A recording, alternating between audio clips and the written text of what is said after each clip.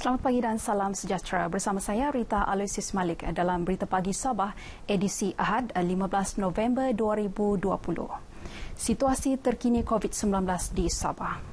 Sabah merekodkan 391 kes positif baharu COVID-19 setakat semalam, menjadikan jumlah keseluruhan 22,714 kes. Manakala pesakit sembuh seramai 358 orang.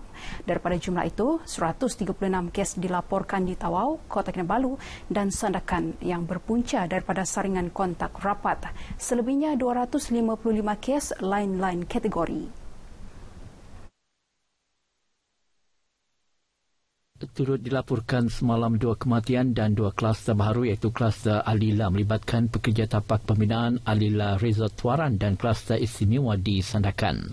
Sehingga kini 2,475 pesakit sedang menerima rawatan iaitu 678 di hospital, 1,797 di pusat kuarantin dan rawatan berisiko rendah PKRC dan 65 di unit rawatan rapi ICU dengan 23 orang memerlukan alat bantuan pernafasan. Daerah Tenom kini berubah dari zon kuning ke zon hijau dan daerah Beaufort bertukar dari zon jingga ke zon kuning. Menteri Kerajaan Tempatan dan Perumahan Datuk Seri Panglima Masih Dimanjun dalam kenyataan media memberitahu jumlah kapasiti katil di hospital COVID-19 ialah 1,010 katil. Sementara PKRC sebanyak 5,611 katil menjadikan jumlah keseluruhan 6,621 katil. Peratus penggunaan katil setakat semalam adalah 37.38%. Katanya satu lagi PKRC baru dibuka di Kudat iaitu SMK Abdul Rahim Kudat yang mempunyai kapasiti 99 buah katil.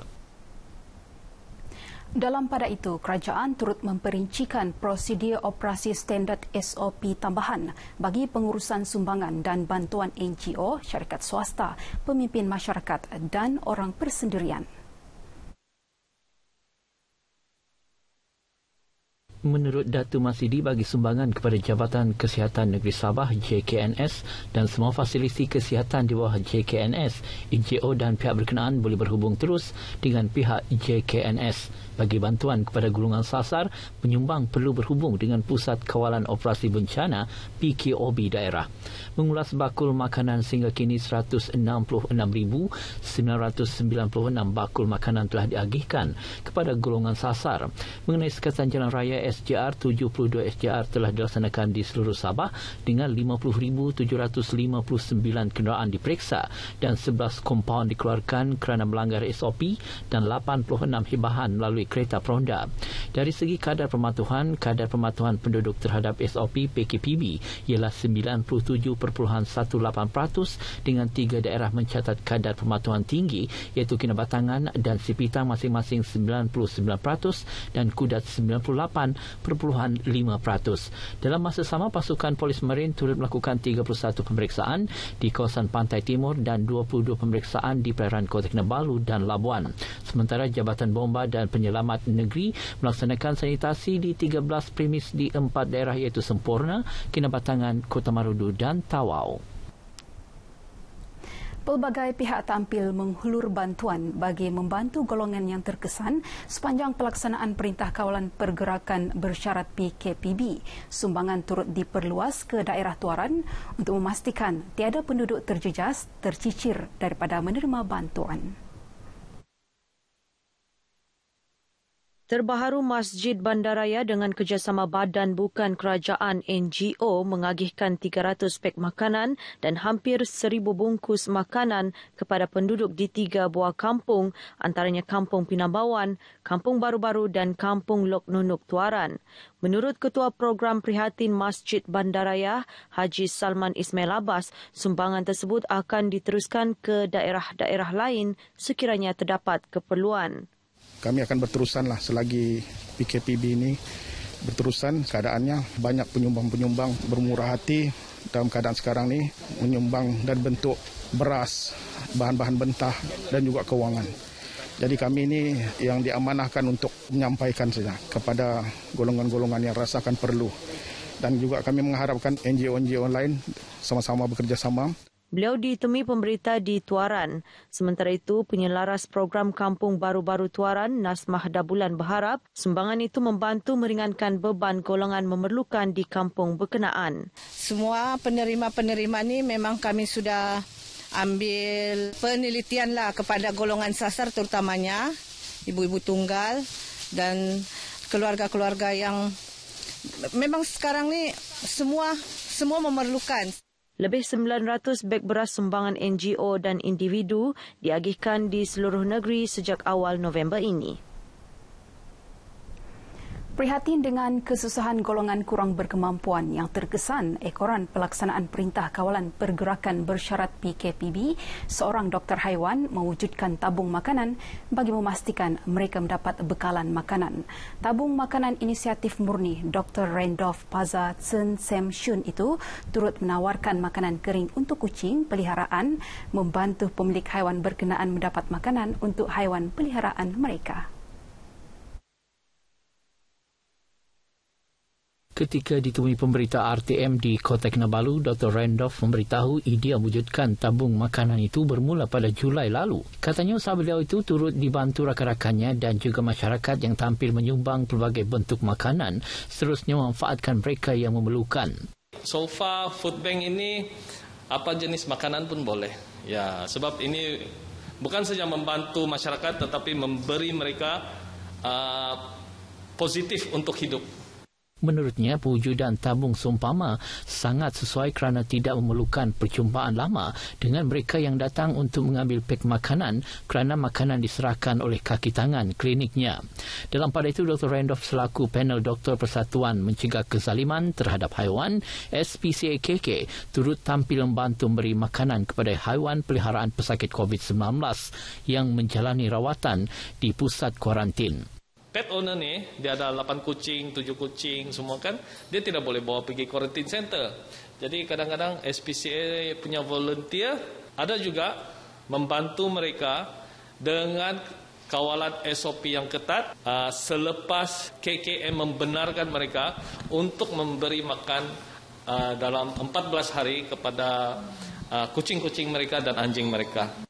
Menurutnya, usaha tersebut membantu haiwan peliharaan agar tidak kelaparan sepanjang tempoh 14 hari serta meredakan kerisauan pemilik haiwan peliharaan. Perkhidmatan kaunter pengguna SESB akan beroperasi semula pada 23 November dengan kapasiti anggota kerja sebanyak 50% dan mematuhi prosedur yang ditetapkan Kementerian Kesihatan. Dalam satu kenyataan, Pengurus Besar Kanan Pengurusan Aset SESB Senior Nurhizam Abu Hassan berkata, keperluan untuk membuka sepenuhnya kaunter pengguna SESB akan dilaksanakan berdasarkan situasi semasa pandemik COVID-19 dengan berlandaskan SOP daripada pihak berkuasa. Jelasnya, perkhidmatan SESB masih diteruskan melalui pelbagai kaedah dan saluran sepanjang tempoh Perintah Kawalan Pergerakan Bersyarat. Dalam pada itu, beliau turut memaklumkan SESB kini sedang melaksanakan inisiatif untuk meningkatkan kecekapan perkhidmatan pengguna dengan memperkenalkan sistem temujanji online STO. Melalui STO, pengguna boleh membuat temujanji terlebih dahulu mengikut kesesuaian masa mereka melalui sistem bagi sebarang perkhidmatan. Sistem itu akan dimanai dalam masa terdekat. Keputusan kerajaan membenarkan tempoh operasi stesen minyak bermula pukul 6 hingga 10 malam bermula 10 November lalu sehingga 6 Disember ini membantu masyarakat menambah pendapatan lebih berbanding sebelumnya. Pelanjutan waktu operasi itu juga memudahkan orang awam mengurus masa dan tidak perlu tergesa-gesa untuk berurusan.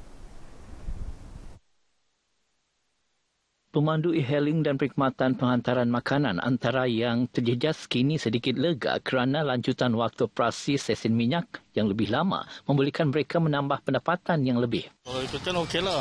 Bagus juga lah sebab kita boleh bergrab sampai kan.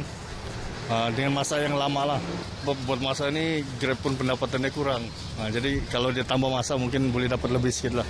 Dapat kerja lebih lah, lebih masa begitu. Dah dapat kerja sebelum ni pun jam 6 je terus balik. Sekarang PKP pun okey sudah sekarang.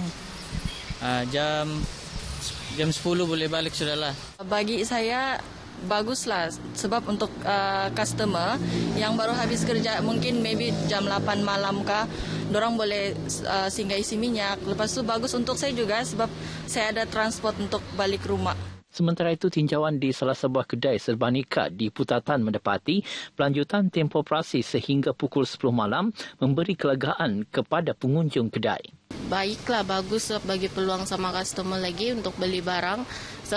Sebelum ni kan tutup awal, jadi tidak peluang untuk orang mau keluar beli barang. So sekarang okey lah. Lanjutan untuk operasi lah kan sampai jam 10. Ada kebaikan juga lah untuk yang bekerja kan, macam kami yang office hour tidak perlu rushing lah. Sebab sebelum ni jam 6 kan. Jadi kalau jam 6 tu jam 5 balik, dan ada 1 jam. Kalau banyak lagi kereta kan, dan tidak sempat. Kalau jam 10 masih ada masalah untuk pergi mana-mana outlet lah. Kerajaan melanjutkan tempoh 2 jam bagi waktu operasi stesen minyak sepanjang PKPB dengan pematuhan ketat SOP ditetapkan Majlis Keselamatan Negara. Kaki tangan RTM, khususnya di RTM Tawau, dinasihati agar sentiasa menunjukkan kesungguhan dalam melaksanakan setiap tugasan yang diamanahkan. Nasihat itu disuarakan pengurus penyiaran Tawau Roslan Husin dalam majlis bacaan Yasin sempena majlis perpisahan beliau di Tawau. Katanya kaki tangan RTM perlu berketerampilan unggul ketika bertugas dan sentiasa berbangga menjadi warga RTM. Roslan akan bersara wajib mulai 18 November ini selepas 18 bulan menggalas tanggungjawab sebagai pengurus penyiaran Tawau. Sepanjang 27 tahun perkhidmatannya bersama RTM, Roslan yang terkenal sebagai pengulas sukan di peringkat Asia juga pernah berkhidmat di RTM Perlis, Labuan dan Kota Kinabalu. Baik, sekian berita pagi Sabah. Jangan lalai, terus waspada. Pandemik COVID-19 belum berakhir. Saya Rita Alexis Malik, salam sejahtera.